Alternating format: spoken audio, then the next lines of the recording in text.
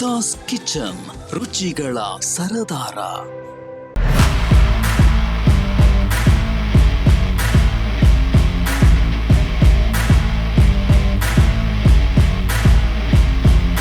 ದೋಸೆ ಅಂದರೆ ಯಾರಿಗಿಷ್ಟ ಇಲ್ಲ ಹೇಳಿ. ವಿಭಿನ್ನವಾದಂಥ ವೆರೈಟಿ ದೋಸೆ ತಿನ್ನೋಕೆ ಎಲ್ರಿಗೂ ಇಷ್ಟನೇ. ಆದರೆ ಒಂದೊಂದು ಟೈಮಲ್ಲಿ ಮಾಮೂಲಿ ದೋಸೆ ಹಾಕುವಷ್ಟು ಟೈಮು ಇರಲ್ಲ ಮತ್ತು ಪೇಷನ್ಸ್ ಕೂಡ ಇರಲ್ಲ. ಆದರೆ ದೋಸೆ ತಿನ್ನೋ ಕ್ರೇವಿಂಗ್ಸ್ ಮಾತ್ರ ಜಾಸ್ತಿನೇ ಇರುತ್ತೆ. ಇಂಥ ಟೈಮಲ್ಲಿ ನಾನು ನಿಮಗೆ ಅದ್ಭುತವಾದಂಥ ಸ್ವಲ್ಪನೇ ಸ್ವಲ್ಪ ಪದಾರ್ಥಗಳಿಂದ ಮಾಡುವಂಥ ನೀರ್ ದೋಸೆನ ಹೇಗೆ ಮಾಡೋದು ಅಂತ ತೋರಿಸ್ತೀನಿ.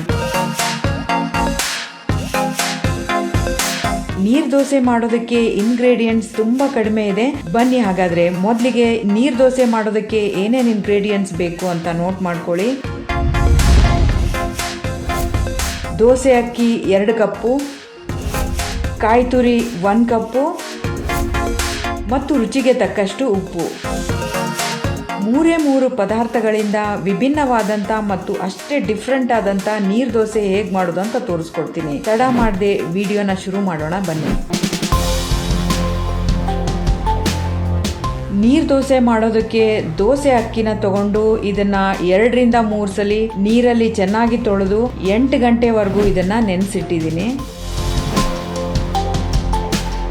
ಮಿಕ್ಸಿ ಜಾರ್ನ ತಗೊಂಡಿದ್ದೀನಿ. ಇದರಲ್ಲಿ ಮೊದಲೇ ನೆನೆಸಿದಂಥ ಅಕ್ಕಿನ ಸೇರಿಸ್ತಾ ಇದ್ದೀನಿ.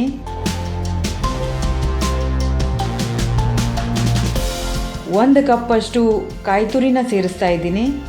ಎಷ್ಟು ಬೇಕೋ ಅಷ್ಟು ಸ್ವಲ್ಪ ನೀರನ್ನ ಸೇರಿಸಿ ಇದನ್ನ ನುಣ್ಣಗೆ ರುಬ್ಕೊಳ್ಬೇಕಾಗತ್ತೆ. ಎಷ್ಟು ನುಣ್ಣಗೆ ರುಬ್ಕೋತೀವಿ ದೋಸೆ ಅಷ್ಟೇ ಸಾಫ್ಟ್ ಆಗಿ ಬರುತ್ತೆ. 2 ರಿಂದ 3 ಕಪ್ ಅಷ್ಟು ನೀರನ್ನ ಹಾಕಿ ಈ ಅಕ್ಕಿನೆಲ್ಲ ನುಣ್ಣಗೆ ರುಬ್ಕೊಳ್ಬೇಕಾಗತ್ತೆ.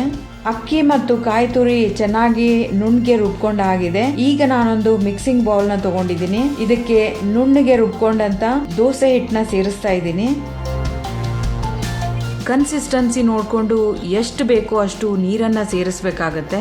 ನಾನಿಲ್ಲಿ 3 ರಿಂದ 4 ಲೋಟದಷ್ಟು ನೀರನ್ನ ಸೇರಿಸಿದ್ದೀನಿ. ಇದಕ್ಕೆ ರುಚಿಗೆ ತಕ್ಕಷ್ಟು ಉಪ್ಪನ್ನ ಸಹ ಹಾಕಿ 2 ಗಂಟೆಗಳ ಕಾಲ ಇದನ್ನ ನೆನೆಯೋದಕ್ಕೆ ಬಿಡ್ತಾ ಇದ್ದೀನಿ. ಮಾಮೂಲಿ ದೋಸೆ ತರ ಈ ಹಿಟ್ಟನ್ನ ಕಾವಲಿ ಮೇಲೆ ಹಾಕಿ ಇದನ್ನ ತಿರುವುದಕ್ಕೆ ಹಾಕಲ್ಲ. ಅದಕ್ಕೆ ಈ ಮಿಶ್ರಣನ ತುಂಬಾ ನೀರ್ ಮಾಡ್ಬೇಕಾಗತ್ತೆ. ಒಂದ್ಸಲಿ ಸೌಟಿಂದ ಇದನ್ನ ಸ್ಪ್ರೆಡ್ ಮಾಡಿದ್ರೆ ಸಾಕು, ದೋಸೆ ಅಂತೂ ರೆಡಿ ಆಗ್ಬಿಡುತ್ತೆ. ದೋಸೆ ಹಿಟ್ಟನ್ನ 2 ಗಂಟೆ ನೆನೆಸಿದ್ದಾಗಿದೆ. ನೀರ್ ದೋಸೆ ಮಾಡೋದಕ್ಕೆ ಈ ತರ ಕನ್ಸಿಸ್ಟೆನ್ಸಿ ಬರ್ಬೇಕಾಗತ್ತೆ.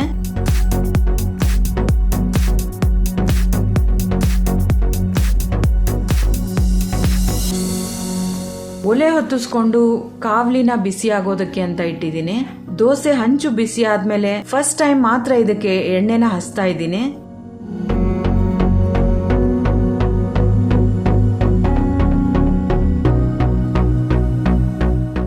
ಒಂದು ಸೌಟಷ್ಟು ದೋಸೆ ಹಿಟ್ಟನ್ನ ಇದರ ಮೇಲೆ ಸ್ಪ್ರೆಡ್ ಮಾಡ್ಬೇಕಾಗತ್ತೆ. ಯಾವುದೇ ಕಾರಣಕ್ಕೂ ಮಾಮೂಲಿ ದೋಸೆ ತರ ಈ ದೋಸೆನ ಮಾಡಕ್ಕಾಗಲ್ಲ. ಹಾಗಾಗಿ ಒಂದ್ಸಲಿ ಹಾಕಿದ್ಮೇಲೆ ಅದು ತಂತಾನೆ ಸ್ಪ್ರೆಡ್ ಆಗತ್ತೆ.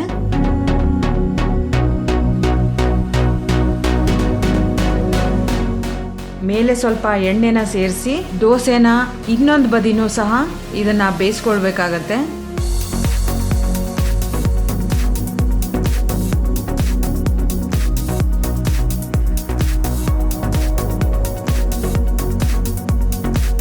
ನೀರ್ ದೋಸೆ ಅಂತೂ ತುಂಬಾ ಸಾಫ್ಟ್ ಆಗಿ ಬಂದಿದೆ. ಇದೇ ತರ ನಾನು ಎಲ್ಲ ದೋಸೆನೂ ರೆಡಿ ಮಾಡ್ಕೊಳ್ತಾ ಇದ್ದೀನಿ.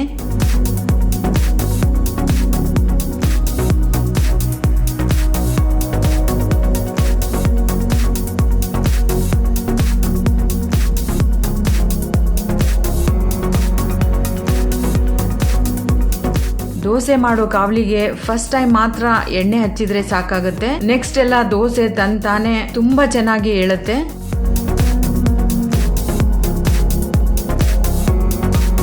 ನೋಡ್ತಾ ಇದ್ದೀರಲ್ವಾ ವೀಕ್ಷಕರೇ, ನೀರ್ ದೋಸೆ ತುಂಬಾ ಚೆನ್ನಾಗಿ ಮತ್ತು ಅಷ್ಟೇ ಸಾಫ್ಟ್ ಆಗಿ ಬಂದಿದೆ. ಎಲ್ಲ ದೋಸೆನೂ ಸಹ ನಾನು ಇದೇ ತರ ರೆಡಿ ಮಾಡ್ಕೊಳ್ತಾ ಇದ್ದೀನಿ. ನೀರ್ ದೋಸೆ ಜೊತೆಗೆ ಕಾಯಿ ಚಟ್ನಿ ಮತ್ತು ಕಾಯಿ ಸ್ವೀಟ್ ಅಂತೂ ಪರ್ಫೆಕ್ಟ್ ಕಾಂಬಿನೇಷನ್. ಈ ಕಾಯಿ ಸ್ವೀಟ್ ಅಂತೂ ತುಂಬಾ ಸಿಂಪಲ್ ಆಗಿ ಮಾಡಬಹುದು. ಇದನ್ನ ಹೇಗ್ ಮಾಡೋದು ಅಂತ ನಾನು ನಿಮ್ಗೆ ಮುಂಬರುವ ವಿಡಿಯೋಗಳಲ್ಲಿ ತೋರಿಸ್ಕೊಡ್ತೀನಿ. ನೀರ್ ದೋಸೆ ಜೊತೆಗೆ ಈ ಸ್ವೀಟ್ ನ ನಂಚ್ಕೊಂಡು ತಿಂದ್ರೆ ತುಂಬಾನೇ ಅದ್ಭುತವಾಗಿರುತ್ತೆ.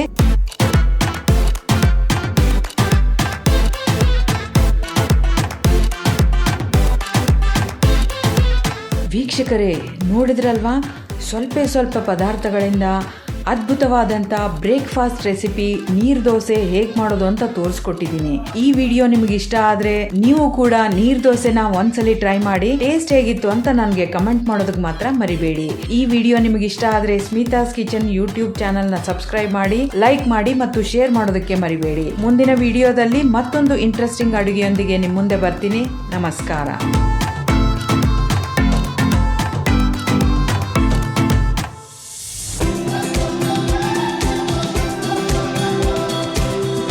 ಸ್ಮಿತಾಸ್ ಕಿಚನ್, ರುಚಿಗಳ ಸರದಾರ.